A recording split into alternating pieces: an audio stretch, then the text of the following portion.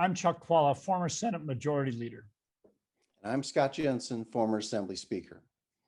And we're the insiders. So, Scott, the Republican legislature, are they going to come up with a serious budget alternative, or are they going to come up with a political document to try to make the governor look bad and maybe not really meet the needs of the state? What's your take? Well, my guess is both. How's that? I think that the Republicans are in a difficult position this budget cycle. Last time, they pretty much wrote the budget and the governor signed it. This time, there are two bags of money. One is all the state money that's there, but then the governor got this extra bag from the federal government of money that he gets to spend how he sees fit. And that has really complicated the strategy for Republicans in the legislature.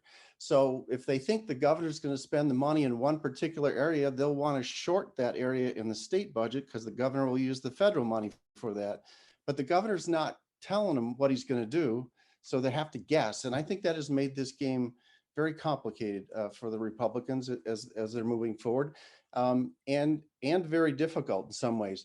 So the governor would like to spend most of that money. The Republicans would like to give back a huge amount in a tax cut. But if they try to do something in the middle, they'll give the governor a budget he can sign and run for re-election on, as having both cut taxes and increase spending in popular areas like education and healthcare. So I think the Republicans are going to sort of, each team will have to paint their vision for the future, and the voters will decide in the next election which vision they liked better. The Republicans will probably try to come up with a tax cut that is too large for the governor, and it forces him to veto it.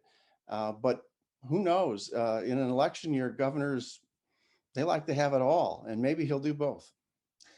You know what's disturbing? I think Scott is correct in his statement. I think what's disturbing about what he's saying is that there really wasn't any discussion in there about what's good for the state and how well there's at least this baseline that we ought to be able to agree on, whether it's K-12 education, the university, or just broadband in rural areas, which is now dominated by Republicans. There's hardly any rural areas in the state that are represented by Democrats anymore.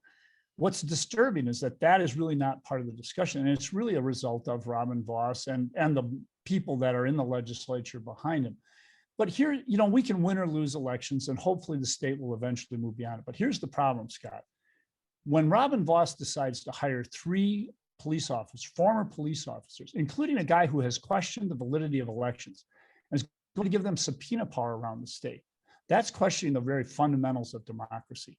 I'm very worried that Wisconsin is going down the road of the Georgias and the Arizonas of the world and trying to say, you know, let's just turn this over to the legislature to decide whether it was really a fair election. And by the way, since we're Republicans and it was a close election and Democrats won, that really wasn't a valid election. The big lie is going around this country. You know, I'm willing to play fair and let's win or lose elections and move on, as Al Gore did after a much, much, much closer election and a real question about the validity of the votes. Why are we having this problem? It is a threat to democracy. And if we lose our democracy, if we lose the vote as deciding what happens, then we've got a problem. We've had close elections. I remember there were votes of 73 votes. And the result was always questioned by going back and seeing what the vote count actually was, not questioning whether the democracy and whether the vote was legitimate.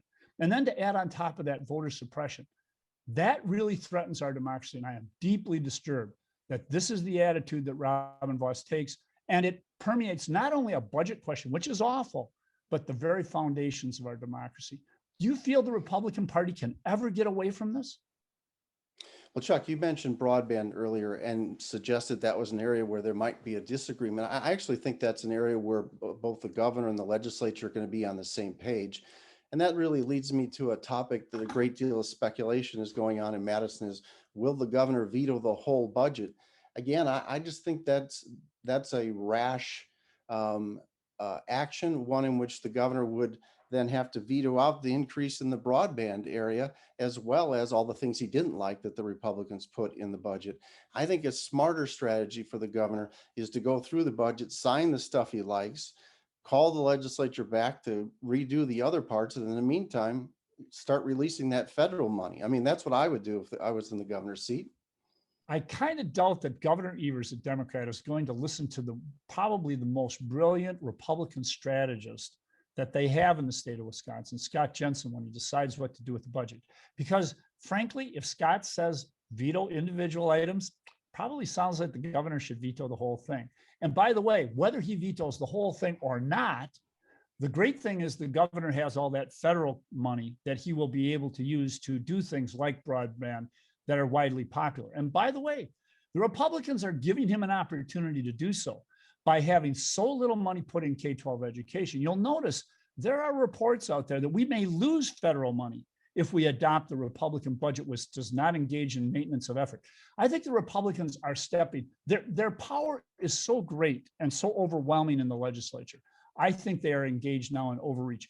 And overreach is usually the thing that gets you in trouble. In fact, I used to say to Scott and more likely the Senate Republicans, I used to say, you know, Democrats, we never win the majority. We're not that organized. You give it to us. This is a year when they're trying to give it to us, and I hope the governor will go down the road to take it. We'll see. It's going to be a fascinating end to the state budget battle. It will be. See you next time.